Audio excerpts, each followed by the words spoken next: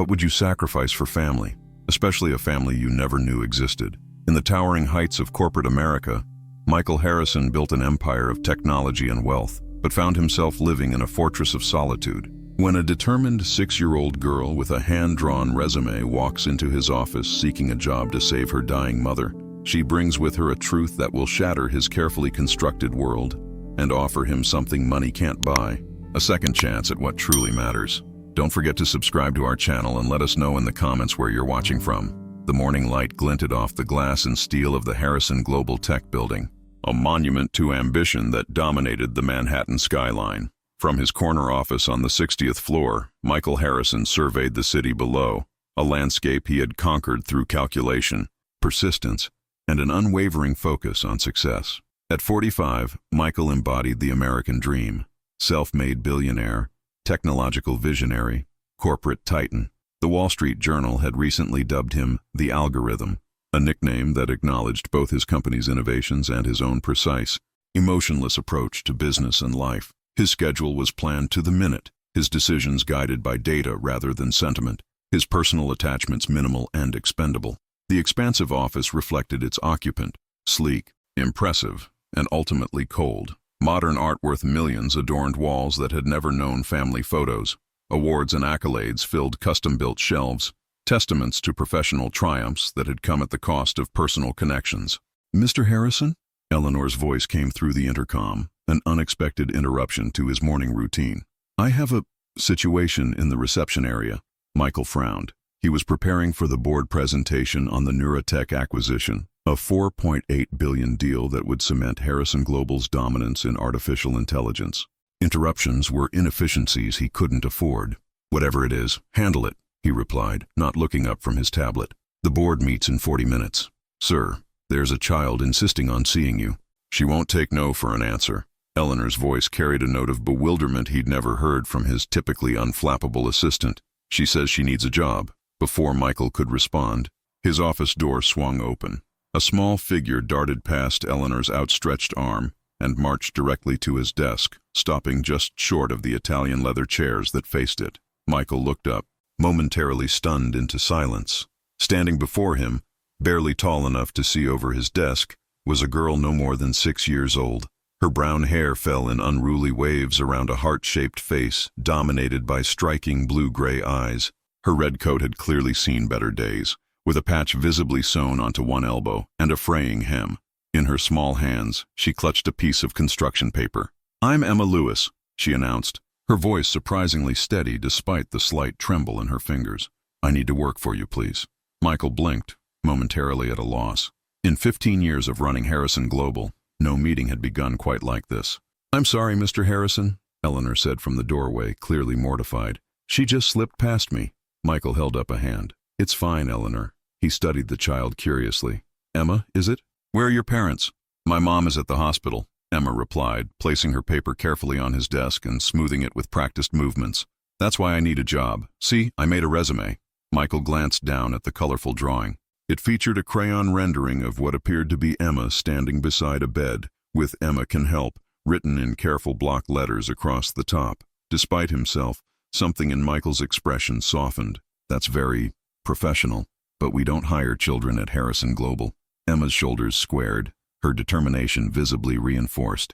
"I know companies have rules, but my mom says sometimes rules need exceptions when something is really important." She took a deep breath. "And this is really, really important." "What exactly is so important that you'd come all this way by yourself?" Michael asked, curiosity getting the better of him.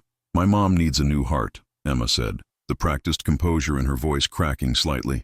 "She has a bad one that doesn't work right anymore. The doctors can fix it, but it costs more money than we have." She looked down briefly before meeting his gaze again.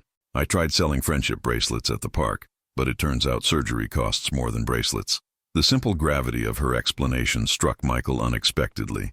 This child, barely old enough for elementary school, was attempting to navigate a problem that would overwhelm most adults. "Your mother?" he said carefully. "What's her name?" "Sarah. Sarah Lewis. She's a nurse, or she was before she got too sick to work." Emma's eyes never left his face. "She helps people get better, but now she needs help getting better herself." Michael nodded, absorbing this information. "And your father? Where is he?" Emma's expression closed like a shutter. He left before I was born. Mom says he had different priorities. She pronounced the last word carefully, as if repeating something she'd heard many times. Something about the name Sarah Lewis tugged at Michael's memory. The timing couldn't be coincidental. "Emma, would you mind waiting outside with Eleanor for a few minutes? I need to make a call." Emma hesitated, clearly reluctant to leave without securing employment. "You'll think about hiring me? I promise to consider how I might help," Michael answered carefully. Once the door closed behind her, Michael unlocked the bottom drawer of his desk and withdrew a small leather-bound book, a relic from before digital contacts had replaced paper. He flipped through it until he found the entry he dreaded. Sarah Mitchell, his college girlfriend from nearly 2 decades ago. With fingers that weren't quite steady, he dialed his head of security. "Jim, I need information on a Sarah Lewis, formerly Mitchell. Mid-40s, works, or worked, as a nurse. Currently hospitalized with a heart condition." He paused. "And her daughter, Emma, approximately 6 years old." The math wasn't difficult. If Emma was 6, and Sarah had been pregnant when they parted ways, the information came back within 15 minutes confirming his suspicions. Sarah Mitchell had indeed become Sarah Lewis after a brief marriage that ended 5 years ago. Before that, she had given birth to a daughter, born exactly 8 months after Michael had last seen her. When he'd chosen a career opportunity in Silicon Valley over their relationship, Michael stood at his window, seeing nothing of the Manhattan skyline, the carefully constructed order of his life, the precise routine, the strategic 5-year plans, the emotional detachment that had enabled his success, suddenly felt like a house of cards in the path of a hurricane. The intercom buzzed. "Mr. Harrison, the board members are gathering in the conference room. Tell them I'll be delayed," he replied, his voice distant to his own ears. Michael turned back to his desk, eyes falling on Emma's crayon resume still lying there. In the child's simple drawing, he now recognized something he should have noticed immediately.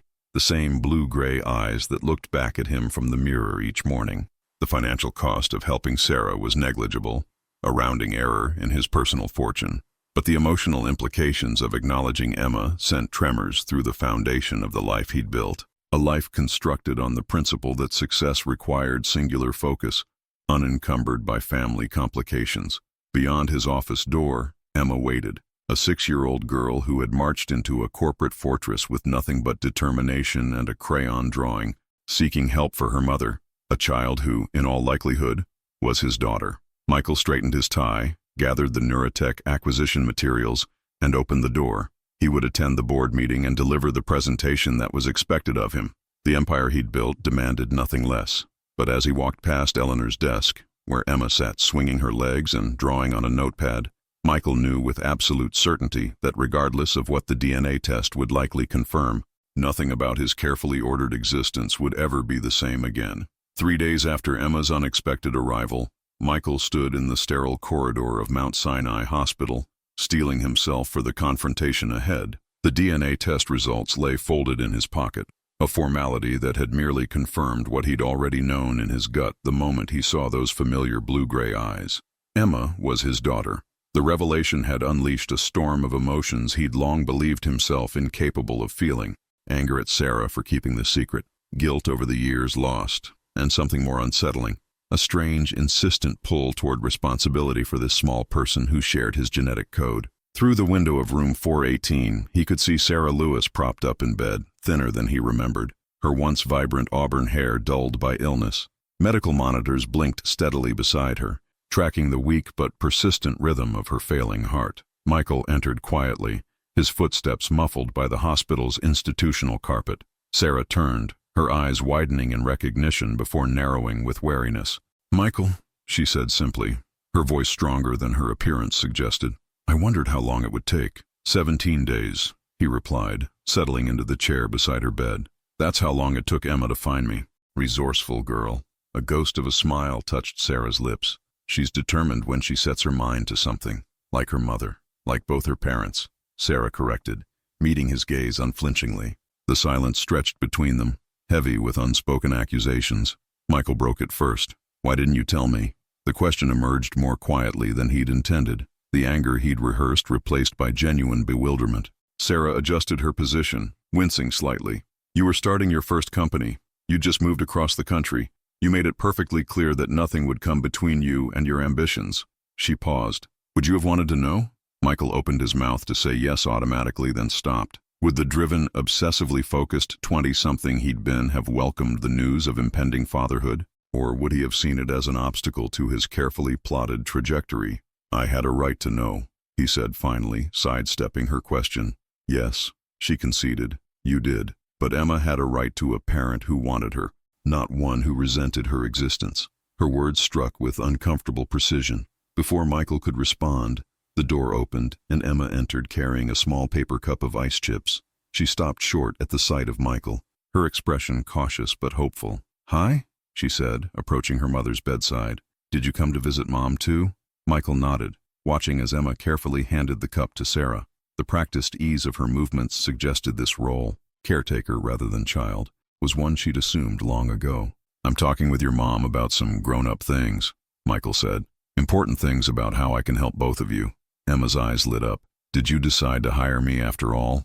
Michael found himself smiling despite the gravity of the situation. "Not exactly, but I am going to help with your mom's medical expenses. And a few other things." Sarah's expression tightened. "Emma, can you please go ask the nurse for another blanket?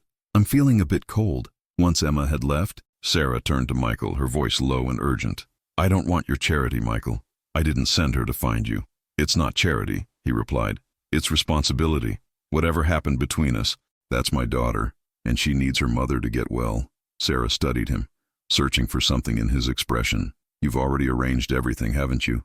He nodded. "You're being transferred to the Cardiothoracic Center at New York Presbyterian tomorrow. Top of the transplant list. And what do you want in return?" The question wasn't accusatory, merely practical. "Time with Emma, the chance to know my daughter." Sarah closed her eyes briefly. When she opened them, they glistened with unshed tears. "She's been through so much already. I don't want her hurt again." "I won't hurt her," Michael promised, though even as he spoke, he wondered if it was a promise he could keep. The following weekend, Michael stood in his Greenwich mansion, watching as Emma explored her temporary home with undisguised curiosity. Her small suitcase, a battered thing with faded cartoon characters, sat incongruously in the marble-floored entry hall. While Sarah underwent pre-transplant treatment, Emma would stay with Michael. The arrangement had been negotiated with the careful precision of a business deal, terms and conditions clearly defined. Now, faced with the reality of a 6-year-old in his meticulously ordered world, Michael felt wildly unprepared. "This place is huge," Emma observed, her voice echoing slightly in the cavernous living room. She ran a tentative finger along the edge of a glass coffee table that had cost more than most cars. "Do you have hide-and-seek parties here?" "No," Michael replied, trying to imagine the stiff corporate gatherings he occasionally hosted devolving into a children's game. "I don't have many parties at all." Emma nodded thoughtfully, continuing her exploration. She paused at the wall of awards and recognition plaques, studying them without touching. "Where are the pictures?" she asked finally. "Pictures?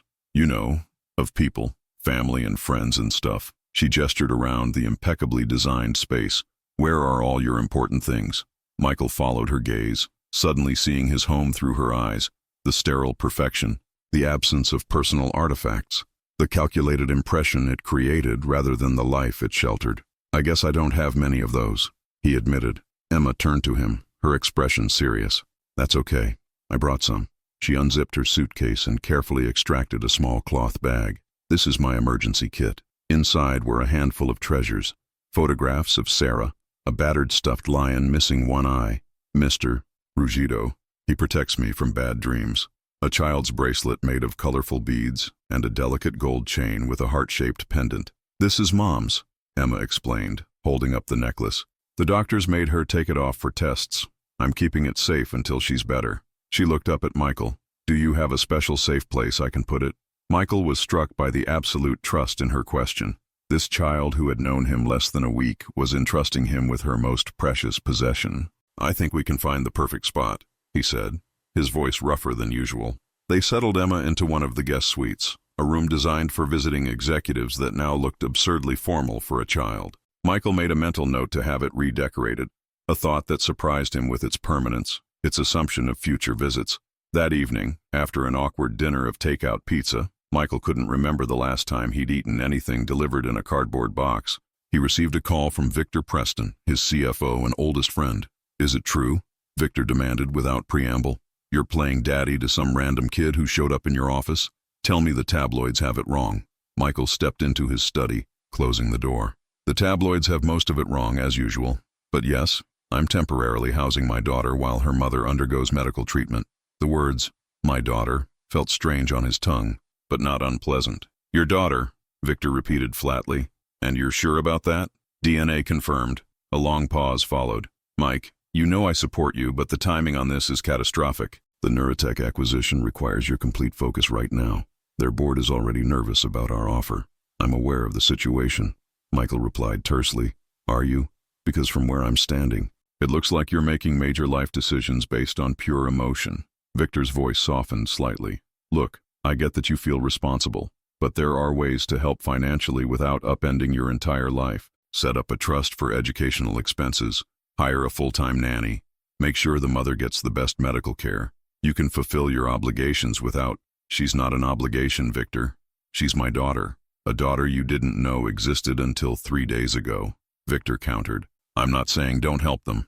I'm saying find a balance that doesn't jeopardize everything we've built. After ending the call, Michael poured himself a scotch and stood at the window overlooking the manicured grounds of his estate. Victor's concerns weren't unreasonable.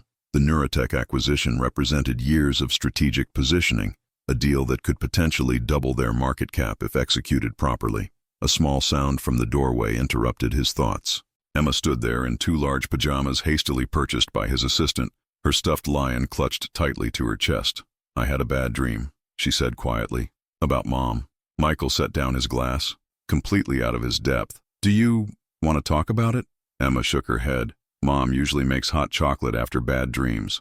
But it's okay if you don't know how. I think I can manage hot chocolate, Michael said, surprising himself with the immediate commitment. In the kitchen, a space he rarely entered despite its professional-grade appliances, Michael rummaged through cabinets until he found cocoa powder and sugar. Emma sat at the island counter, watching his efforts with solemn attention. You don't have any little marshmallows, she observed as he set a steaming mug before her. I'll get some tomorrow, Michael promised, another small commitment sliding easily from his lips. They sat in unexpected companionable silence, each cradling their mugs. Emma's feet dangled far above the floor from her perch on the high stool. Do you think Mom will get better? She asked suddenly, her voice small in the cavernous kitchen. The question caught Michael off guard. In the corporate world, he never gave assurances without data, never made promises he couldn't guarantee. But there was no corporate playbook for a child's fear. I hope so, Emma, he said finally, the unfamiliar honesty feeling raw in his throat. The doctors are very good, and I'm making sure she gets the best care possible. Emma nodded slowly, absorbing this. I'm scared, she admitted, the words barely audible. Something shifted in Michael's chest at her vulnerable confession. Without calculation or agenda, he reached out and covered her small hand with his own. Me too, he said simply. The surprise in Emma's eyes suggested this admission of weakness was more meaningful to her than any false reassurance would have been.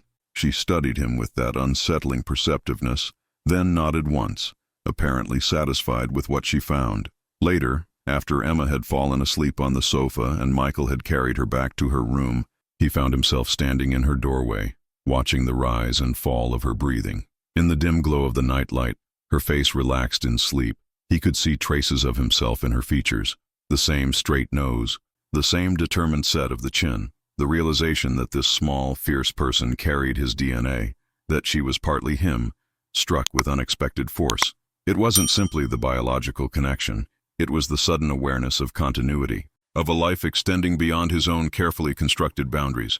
For a man who had spent decades building walls between himself and emotional entanglements, it was a profoundly unsettling revelation. More disturbing still was the realization that something in him welcomed this disruption to his ordered existence.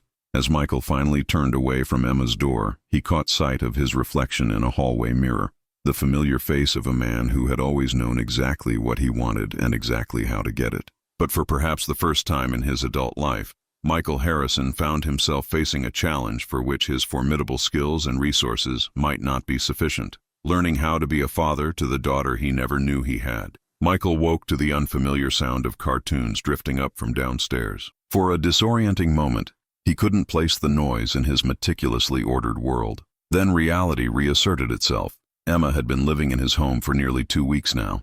The transplant team had found a matching heart for Sarah, but the procedure was still weeks away. In the meantime, Michael had thrown himself into a crash course on parenting, approaching it with the same intensity he brought to corporate acquisitions. He found Emma in the kitchen, perched on a stool watching a tablet propped against the fruit bowl, spooning cereal into her mouth with careful concentration. She'd already dressed herself in the new clothes his assistant had ordered, jeans and a purple sweater, her hair pulled back in a slightly lopsided ponytail. "Good morning," he said, heading for the coffee machine. "You're up early." "Mom always says the morning is the best part of the day," Emma replied, not looking up from her cartoon. "That's when people still have all their patience left." Michael smiled despite himself. "Your mom sounds very wise." "She is. She knows everything important." Emma set down her spoon and looked at him directly. "Are we going to visit her today?" "Yes, after my morning meetings." Michael checked his watch. "I should be finished by 2. Emma's face fell slightly. "That's a long time from now." "I know, but I have important—" Michael caught himself, seeing the resignation in her expression. It was a look he'd noticed before, the quiet acceptance of adult priorities that excluded her. "Actually, I could reschedule the last meeting. We could go right after lunch." The smile that bloomed across Emma's face created an unexpected warmth in his chest. Such a small concession on his part, yet it clearly meant the world to her. "Can we bring her something?" Emma asked. "When I was little and got sick, Mom always brought me surprise presents." "What kind of surprise would she like?" Emma considered this seriously. "Something pretty. The hospital is so ugly and gray." An hour later, Michael found himself in the corporate car with Emma, heading not to his office but to a florist in Greenwich Village that his assistant had recommended. As they walked among the colorful displays, he watched Emma examine each bloom with careful deliberation. "These," she said finally, pointing to a bucket of bright yellow sunflowers. "Mom says they're like having sunshine that never goes away." Michael added the sunflowers to their selections, along with the books Emma had chosen at a nearby bookstore. He was struck by how confidently she navigated these choices, how certain she was of her mother's preferences. It was one more reminder of the years he'd missed, years during which Emma and Sarah had formed their own complete world without him. At the hospital, Sarah was sitting up in bed, looking marginally better than during his last visit. Her eyes brightened at the sight of Emma, then registered surprise at Michael's presence. "I thought you'd send her with a driver," she said quietly, while Emma arranged the sunflowers in a vase. "I rescheduled some things," Michael replied, equally low. It seemed important to her. Sarah studied him with the same penetrating gaze Emma often used. "That's new for you. A lot of things are new for me lately." Their conversation was interrupted by Emma, eager to show her mother the books they'd brought. Michael stepped back, observing their interaction, the easy affection, the shared references to experiences he knew nothing about. He felt like an intruder in a well-established relationship, an outsider looking in at something precious and complete. Yet when Emma turned to include him in their conversation, her face alight with the simple joy of having both adults in her life present simultaneously, he felt a pull toward belonging that was entirely unfamiliar. Back at the mansion that evening, Michael attempted to work in his home office while Emma completed her homework at a small desk he'd had installed for her in the corner. "The arrangement had been her idea, so we can work together like business partners," she'd explained. Michael found his attention drifting repeatedly from his spreadsheets to the child across the room. Her tongue caught between her teeth as she concentrated on her math problems. The way she methodically worked through each question reminded him of himself, the same focus, the same determination to get things right. "Why do you have so many fancy things that don't make you happy?" Emma asked suddenly, looking up from her workbook. The question caught him off guard with its directness.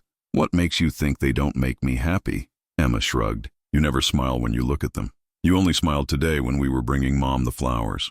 Michael considered this observation, uncomfortably aware of its accuracy. When had he last felt genuine pleasure from the trappings of his success? The cars in his garage, the art on his walls, the awards on his shelves, all had been acquired as markers of achievement rather than sources of joy. "Maybe I'm out of practice with smiling," he offered finally. Emma accepted this with a solemn nod. "We can practice together. Mom says anything gets easier with practice." Later that night, after Emma had gone to bed, Victor called. The Neurotech negotiations were entering their critical phase, and the Japanese investment team was insisting on Michael's personal involvement. "They want you in Tokyo next Thursday," Victor said. "In person, not via video conference. They're traditional that way." Michael checked his calendar. "Thursday is impossible. Sarah's transplant is scheduled for Thursday morning." The silence on the other end of the line spoke volumes. Finally, Victor said, "Mike, I understand your situation is complicated right now, but this deal represents everything we've worked toward for the past 5 years. The board is already nervous about your divided attention. I'm handling both, Michael insisted. Are you? Because from where I'm standing, it looks like you're making emotional decisions that could jeopardize the company's future. This acquisition isn't just about profits, it's about staying competitive in a rapidly evolving industry. Thousands of jobs depend on it. Michael pinched the bridge of his nose, feeling the pressure of competing obligations pressing down on him. Let me see if I can move some things around. I'll get back to you tomorrow. After ending the call, Michael stood at his bedroom window, looking out at the manicured grounds illuminated by landscape lighting. The vast property had once felt like a testament to his success. Now it seemed oddly empty, its perfect symmetry at odds with the messy, complicated emotions he'd been experiencing. The morning of Sarah's transplant dawned with a sky like hammered steel, rain tapping against the windows of Michael's mansion. He'd spent most of the night reviewing the revised Tokyo itinerary Victor had sent over. A red-eye flight immediately after the transplant would get him to the negotiations, only a few hours late. It was a compromise that satisfied no one, least of all Michael himself, but it was the best solution he could devise given the competing demands on him. Emma was unnaturally quiet at breakfast, pushing her cereal around the bowl without eating. "Are you feeling okay?" Michael asked, setting aside his tablet. She nodded without looking up. "I'm scared for Mom." The simple admission hung in the air between them. In the corporate world, fear was something to be concealed, weakness never to be acknowledged. Yet here was this child, naming it plainly, without shame. "The doctors are very good," Michael said, falling back on facts and reassurances. "The procedure has a high success rate." Emma finally looked up at him, her blue-gray eyes swimming with tears she was trying hard not to shed. But what if something goes wrong? In that moment, Michael saw what this day truly meant to Emma, not just the hope of her mother's recovery, but the terrifying possibility of losing the one constant in her life. The realization that this child had placed fragile hope in his presence, his support, struck him with unexpected force. "I'll be with you the whole time," he promised, the words emerging before he'd fully considered their implications. "Whatever happens, we'll face it together." The relief that washed over Emma's face made the commitment worth it, despite the knowledge that he'd just surrendered any possibility of making the Tokyo meeting. Some promises once made couldn't be broken without irrevocable damage. At the hospital, Emma clung to Michael's hand as they received updates from the transplant team. The surgery would take 6 to 8 hours, they were told. The donor heart was perfect. Everything was proceeding optimally. Words meant to reassure that somehow only intensified the helpless waiting. 3 hours into the procedure, Michael's phone buzzed. Victor's name flashed on the screen, along with a calendar reminder for the Tokyo flight he would now miss. He silenced the device without answering. "Is that your important work?" Emma asked, looking up from the book she'd been pretending to read. "Nothing that can't wait," Michael replied, making a choice that would have been unthinkable to him a month ago. Emma studied him, that unnervingly perceptive gaze taking his measure. "Mom says that work is important, but people are importanter. More important," Michael corrected automatically, then smiled. "And your mom is right. She usually is." Emma hesitated, then added quietly, "I'm glad you're here. It makes it less scary." The admission settled in Michael's chest with unexpected weight. This child, his daughter, had just articulated a truth he'd spent decades denying.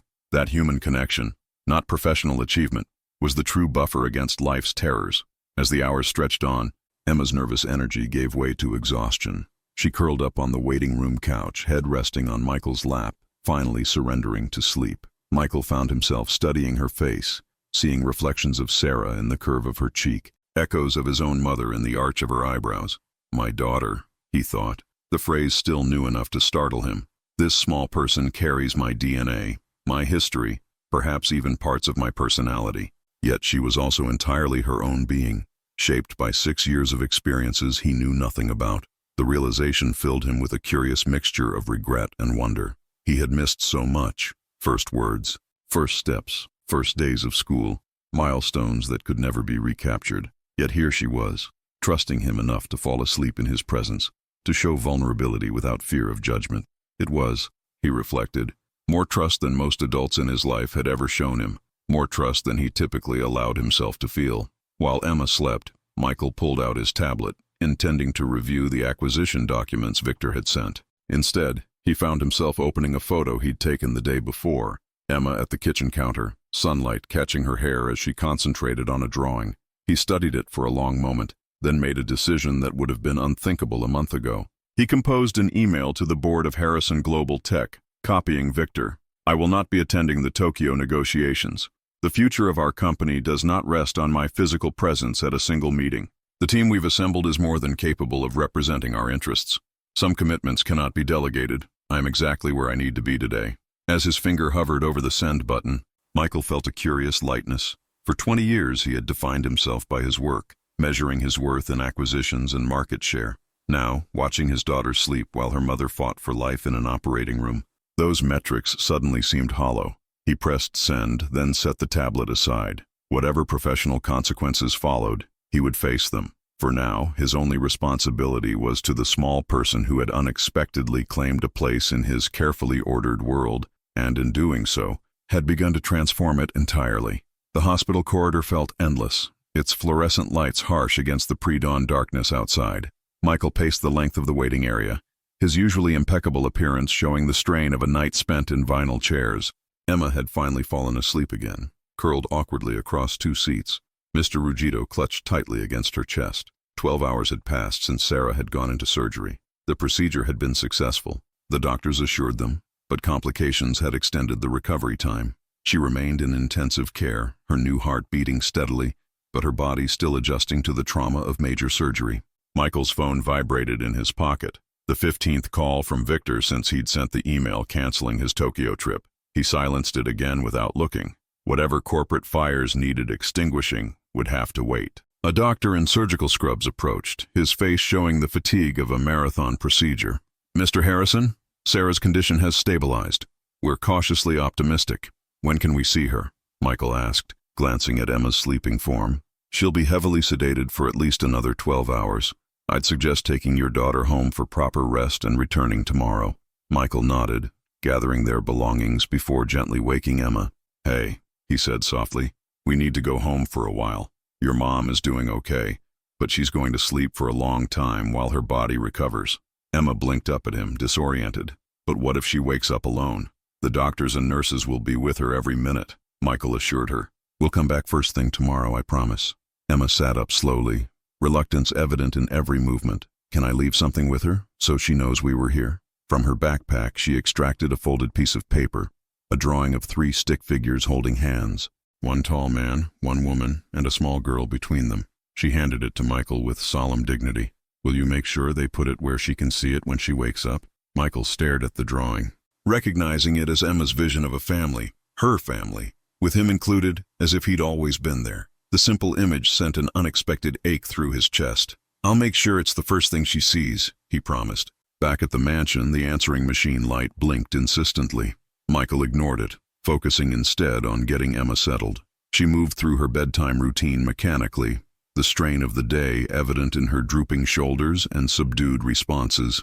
Will you read me a story? She asked as Michael tucked her into bed, the request so quietly hopeful that it pierced the armor of exhaustion he'd built around himself. Of course. He selected a book from the stack on her nightstand, new purchases that had begun to transform the guest room into a child's space. Halfway through the story, Emma's eyes drifted closed, her breathing evening out into sleep. Michael remained seated on the edge of her bed, watching the rise and fall of her chest. The vulnerability of childhood sleep struck him anew, this complete surrender to unconsciousness, this implicit trust that the world would still be there, still be safe, upon waking. When had he lost that ability to trust, to surrender control even momentarily? Downstairs, Michael finally checked his messages. The board had called an emergency meeting for tomorrow morning. Victor's voice on the machine was tight with controlled frustration. The Japanese team took your absence as a personal insult. They're threatening to walk unless you make a public commitment to the partnership. Michael poured himself a scotch and sank into his office chair, the weight of competing worlds bearing down on him. For 2 decades, Harrison Global Tech had been his identity, his purpose, the structure around which he'd built his existence. Now that carefully constructed edifice was threatening to crumble, and a surprising part of him wondered if that might be necessary for something new to emerge. The morning light had barely broken when his doorbell rang insistently. Michael opened the front door to find Victor on his doorstep, impeccably dressed despite the early hour, his expression a mixture of concern and exasperation. You look like hell, Victor observed, stepping past Michael into the foyer. Good morning to you too. Michael led the way to his office, closing the door to avoid waking Emma. I assume this isn't a social call. The board meeting is in 3 hours. I thought we should align our strategies before walking in there. Victor paced the room, his usual composure frayed. Mike, I've been running interference for you, but the situation is critical. Neuratech is entertaining a counteroffer from Kobayashi Industries. Michael absorbed this information with surprising detachment. Let them counter. We'll adjust our terms. This isn't just about money anymore. They're questioning our commitment. Your commitment specifically. Victor stopped pacing, facing Michael directly. The board is considering a temporary leadership restructuring. They want me to step in as acting CEO until the acquisition is complete. The statement hung in the air between them. 6 weeks ago, such a suggestion would have been unthinkable, and Michael would have responded with cold fury at the very implication. Now, he found himself weighing the proposal with unexpected equanimity. "And what do you think?" he asked. Victor blinked, clearly surprised by the lack of immediate rejection.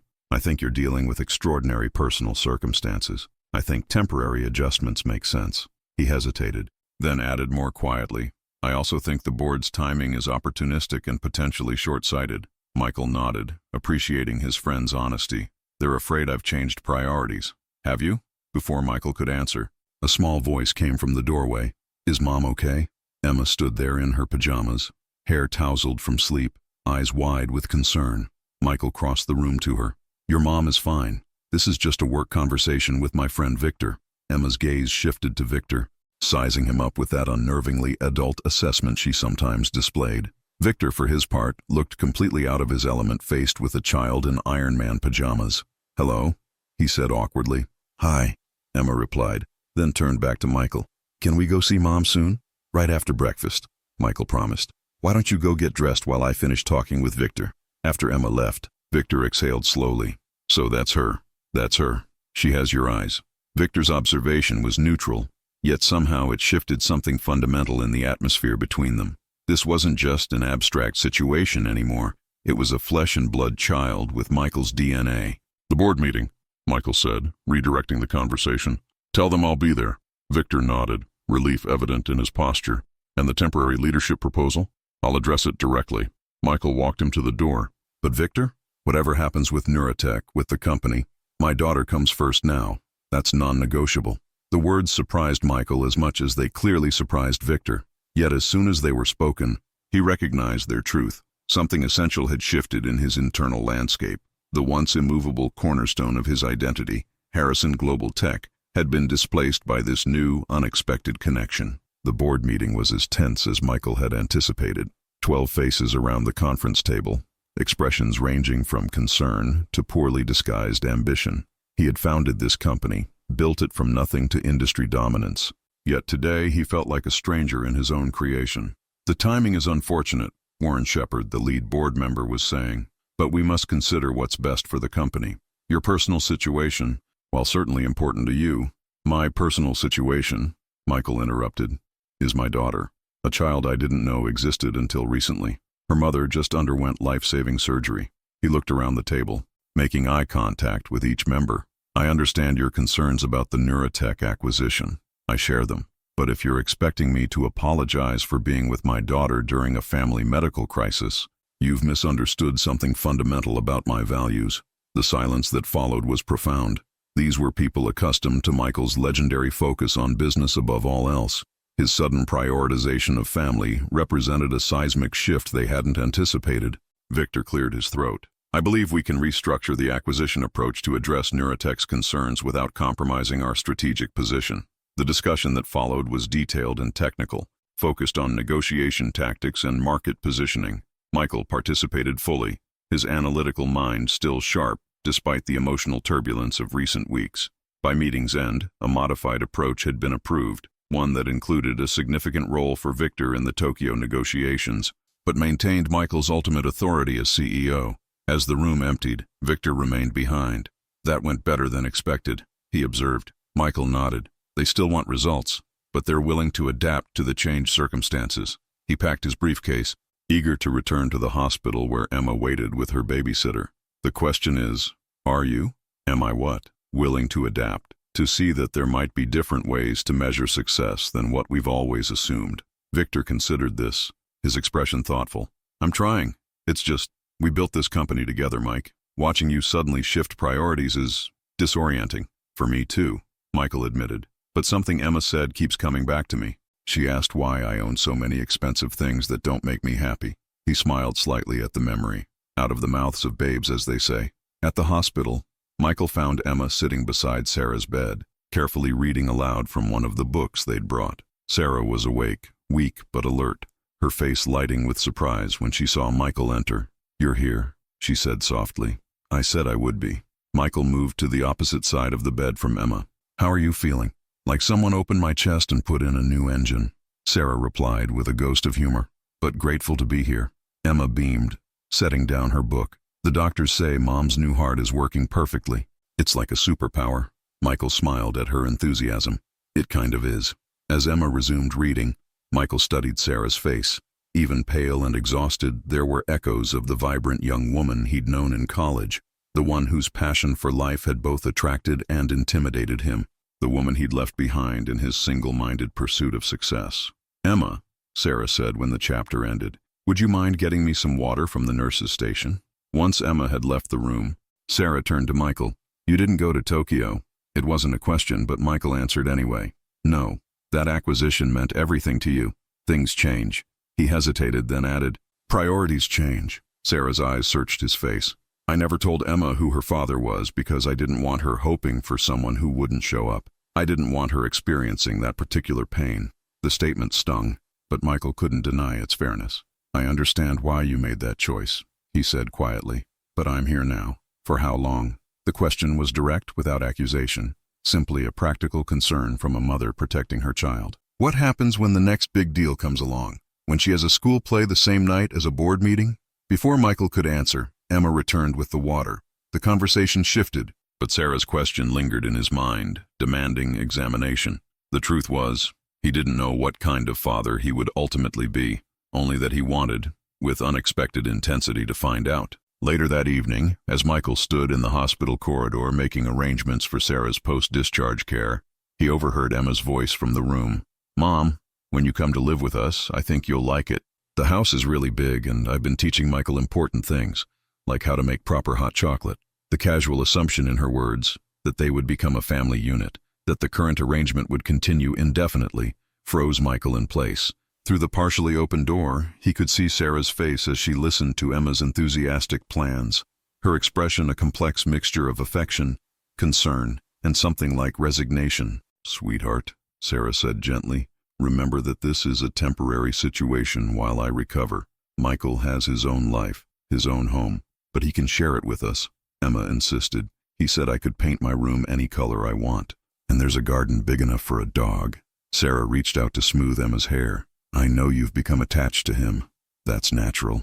But grown-up relationships are complicated. He promised he wouldn't leave," Emma said, her voice suddenly smaller. "Not like my other dad." Michael leaned against the wall, the weight of that innocent declaration pressing against his chest. He'd made no such explicit promise, yet somehow Emma had interpreted his presence, his small daily kindnesses, as a permanent commitment. The responsibility of that trust was both terrifying and strangely exhilarating. The question facing him now was whether he could honor it, whether the man who had built an empire on unwavering focus could now expand his definition of success to include something as immeasurable as a child's happiness. As he rejoined them in the hospital room, Michael knew that his answer to that question would define not just his relationship with Emma, but the man he would become in this unexpected second chapter of his life. 6 months after Sarah's heart transplant, the Harrison mansion echoed with sounds that would have been unimaginable a year earlier. A child's laughter, a dog's playful bark, the gentle notes of a piano being practiced with determined but imperfect fingers. The transformation was evident not just in the sounds, but in the physical space itself. Emma's artwork brightened walls once reserved for investment-grade abstracts, photographs, weekends at the beach. Emma's school play, Sarah's first day back at work, sat prominently displayed on surfaces that had previously held only business awards. The most profound changes, however, had occurred in the mansion's owner. Michael stood in the doorway of the sunroom, watching Emma play with Scout, the golden retriever they'd adopted from a shelter 3 months ago. The dog had been Emma's idea, of course, another element of normalcy she'd insisted their new family configuration required. Michael had agreed with surprising ease, one more indication of how thoroughly his priorities had shifted. "She looks happy," Sarah said, joining him at the doorway. Her recovery had progressed steadily. She'd recently returned to nursing part-time at a community clinic, rather than the demanding hospital schedule she'd maintained before. "They both do," Michael agreed, his gaze taking in the scene with quiet satisfaction. Their relationship had evolved into something neither of them had anticipated, not a rekindling of their college romance, but a partnership based on mutual respect and their shared devotion to Emma. Sarah had initially resisted moving into the mansion during her recovery, concerned about the message it would send to Emma. But practical considerations had prevailed, and the temporary arrangement had gradually assumed a sense of permanence. "Victor called," Sarah mentioned. "Something about the Tokyo contingent arriving tomorrow." Michael nodded. "Final contract signing for Neurotech. The deal took longer than expected, but the terms are actually better now." Sarah studied him, her head tilted slightly. "You don't seem particularly excited." "I am," Michael said, though he recognized the truth in her observation. "It's a significant acquisition, just no longer the most significant thing in my life." The doorbell rang, interrupting their conversation. Michael went to answer it, finding Victor on the doorstep, briefcase in hand. "I thought we could review the final terms before tomorrow's meeting," Victor said, his gaze moving past Michael to where Emma was now racing through the foyer with Scout at her heels. "Though I see you're busy." "We're not busy," Emma declared, skidding to a halt in her sock feet. "Hi, Victor. Did you bring the thing you promised?" Victor's typically serious expression softened slightly as he reached into his pocket and extracted a small carved wooden figure, a chess piece. "Knight for your collection," he said, handing it to her. "From Bavaria." Emma accepted it with exaggerated care. "It's perfect. Thank you." She turned to Michael. "Can I show Victor my chess set before you do boring business stuff?" Michael glanced at Victor, who nodded with unexpected indulgence. "Lead the way." As Victor followed Emma upstairs to her room, once an impersonal guest suite, now a vibrant space dominated by bookshelves and a child-sized desk, Michael was struck by how much had changed beyond his own transformation. Victor, initially skeptical of the entire situation, had gradually developed a genuine affection for Emma, bringing her small gifts from his business travels and displaying uncharacteristic patience with her endless questions. The corporate warrior who had once advocated setting up a trust fund and moving on with business had become, improbably, something like a doting uncle. When Victor returned to Michael's office, his expression was thoughtful. "She told me about her school science fair project, something about heart rates and different types of music. Ambitious for a second grader." Michael nodded, pride evident in his smile. "Sarah's been helping her with the medical aspects. I've been handling the data visualization." "Family affair," Victor observed, setting his briefcase on the desk and extracting a folder. "Speaking of family affairs, the board is prepared to approve your proposed leadership restructuring." This had been Michael's most radical corporate decision, relinquishing the CEO position he'd held since founding Harrison Global Tech, transitioning to chairman of the board with a substantially reduced day-to-day role. The decision had shocked industry observers and generated intense speculation about his motives. "You're sure about this?" Victor asked, studying him. 20 years building this company, and now you're stepping back, just as we're poised for our greatest expansion." "I'm not stepping back," Michael corrected. "I'm stepping toward something else." Victor accepted this with a nod. Over months of negotiation and restructuring, he'd come to understand his friend's new priorities, even if he didn't fully share them. "The team is ready," Victor said. "I'm ready, but it's still going to be strange walking into that boardroom tomorrow with you in a different chair." "You'll do fine," Michael assured him. "You always were better at the operational details than I was." The truth, which both men recognized, was that Victor had essentially been running the company for months, while Michael recalibrated his life. The official restructuring merely formalized an arrangement that had evolved organically as Michael's priorities shifted. After reviewing the final contract terms, Victor gathered his materials. At the door, he paused. "Mike, for what it's worth, I think you made the right choice." Michael raised an eyebrow. "The Neurotech terms?" "No, this." Victor gestured vaguely around them, encompassing the transformed mansion and the life it now contained. "I didn't get it at first. Thought you were having some kind of midlife crisis. But seeing you now, you're different. Better, maybe." The observation caught Michael by surprise, not because it was inaccurate, but because it came from Victor, who had always been the most dedicated corporate warrior in his circle. "Thanks. That means a lot." After Victor left, Michael found Emma and Sarah in the kitchen preparing dinner, another change in the household routine. The professional chef who had once prepared Michael's meals 3 times a week had been replaced by family cooking nights, with all the mess and imperfection that entailed. "I'm cutting the vegetables because I'm allowed to use the special knife now," Emma informed him proudly, carefully slicing a carrot under Sarah's watchful guidance. "Very professional," Michael approved, washing his hands to join them. The domesticity of the scene still occasionally struck him as surreal, this tableau of ordinary family life playing out in spaces once reserved for solitary, calculated existence. Later that evening, after Emma had gone to bed, Michael sat in his study reviewing final notes for the morning's board meeting. Sarah joined him, curling up in the leather chair across from his desk. Once a formal space for business associates, now a comfortable spot where she often read or worked on clinic schedules. "Emma asked me something interesting today," she said, interrupting his concentration. "She wanted to know if she could change her name." Michael looked up, suddenly alert. "Change her name?" Sarah nodded. "To Emma Lewis Harrison. She said she wants people to know she belongs to both of us." The simple statement hit Michael with unexpected force.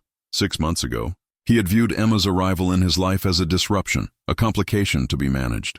Now, the thought that she wanted to bear his name, to publicly claim connection to him, filled him with something like awe.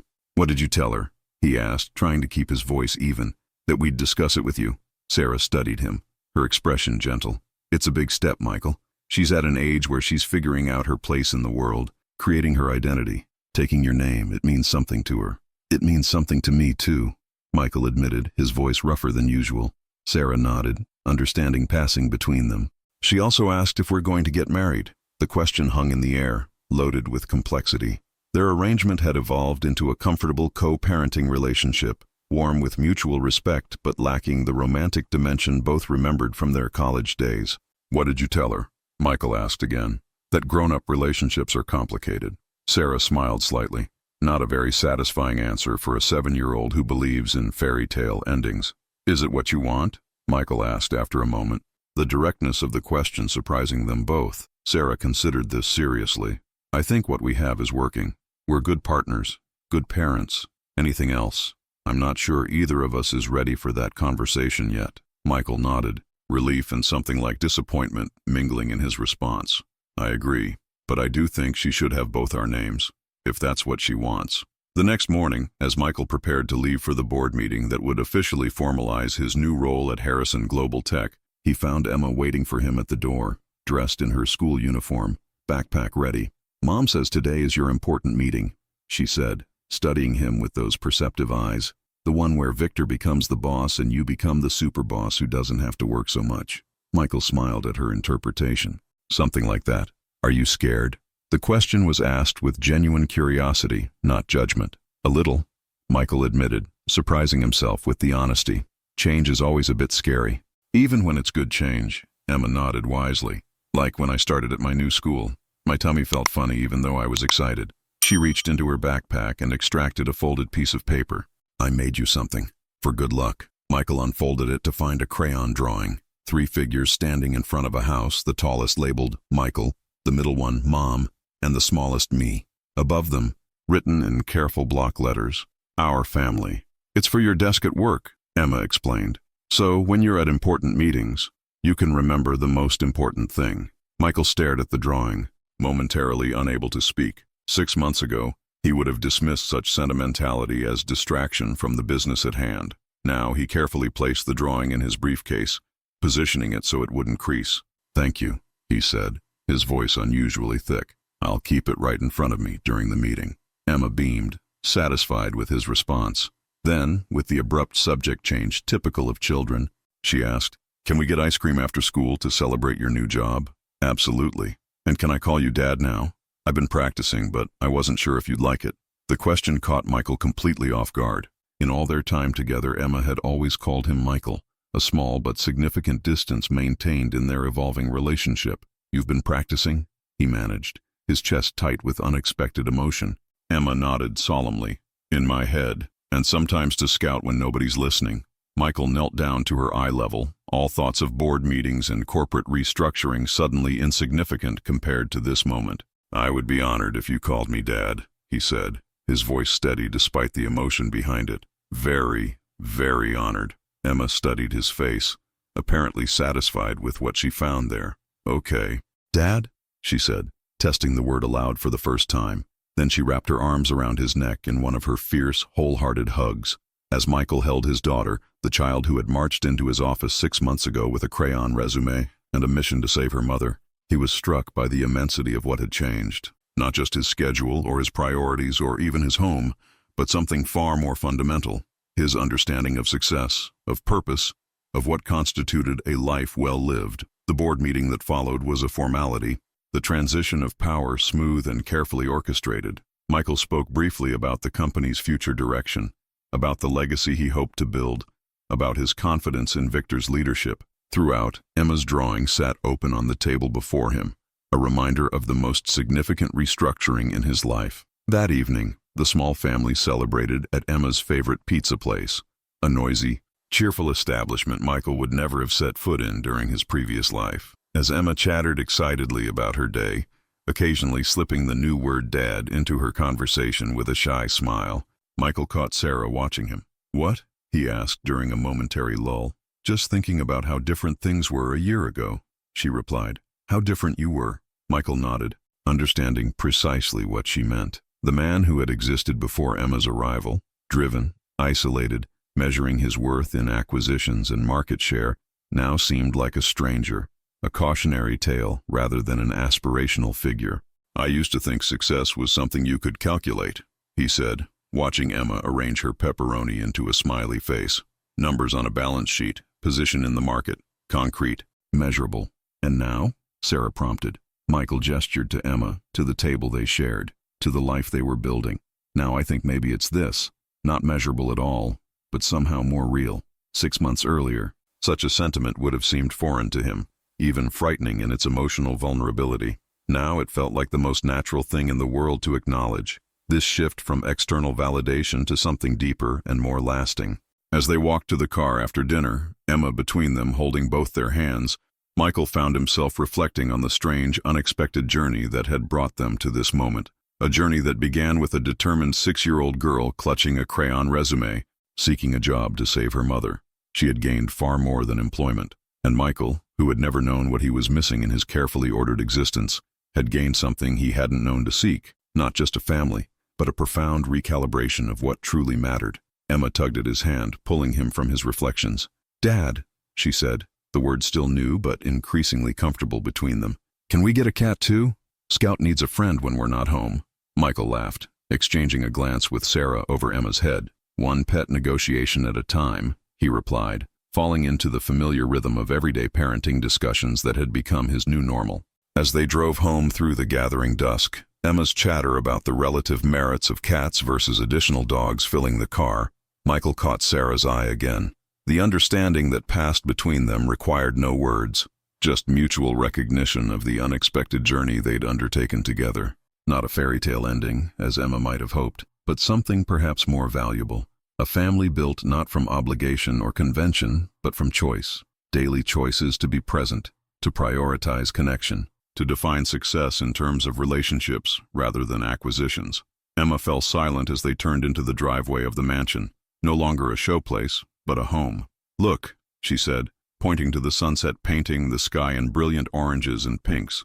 "It's like the whole world is celebrating with us." "Maybe it is," Michael replied, his voice gentle with wonder at how completely one small person had changed his world, and at how grateful he was for that transformation. In the distance, the lights of Manhattan glittered, the Harrison Global Tech building among them, still a part of his life, but no longer its defining feature. The empire he'd built remained, but his true legacy now sat in the back seat, planning the name for the cat she hadn't yet convinced them to adopt. Michael Harrison, still a successful businessman but now more importantly a father, smiled at the thought, content in the knowledge that his most significant acquisition had walked into his office of her own accord, bringing with her a chance at the kind of success that couldn't be measured, only lived.